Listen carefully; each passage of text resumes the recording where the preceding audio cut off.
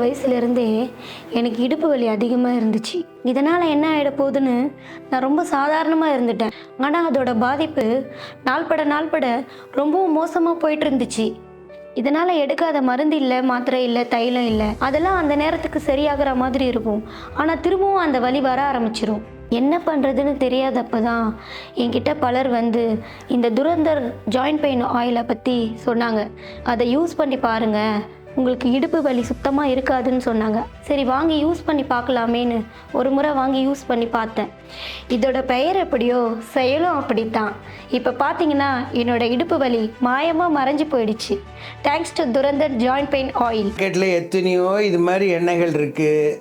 இதுக்கும் அதுக்கும் என்ன டிஃபரன்ஸ்னு கேட்கலாம். இது நானோ டெக்னாலஜியால் உருவாக்கப்பட்ட 100% ஹெர்பல் ஃபார்முலா.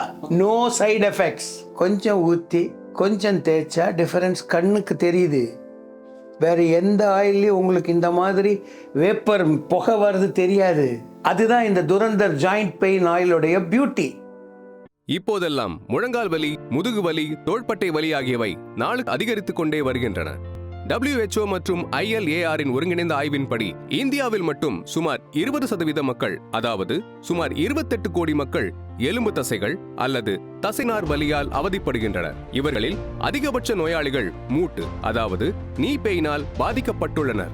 நான் ஏன் இதை உங்ககிட்ட ஷேர் பண்ணுறேன்னா, இப்போ நான் பார்க்குறேன் சுற்றி முற்றி என் வயசில் பாதி உள்ளவங்க, ஜஸ்ட் மேபி 30, 45 அப் டு அந்த பீரியடில் இருக்கிறவங்க கூட டயர்டாக இருக்குது சார், முடியல சார், வலிக்குது சார், உடம்பு வலி சார், கழுத்து வலி சார், மூட்டு வலி சார் அப்படின்ட்டு எப்பவுமே ஒரு கம்ப்ளைண்ட்லேயே இருக்காங்க. There is no energy. அது வேணும்ல எனர்ஜி, அது இல்லாமல் போயிடுச்சு.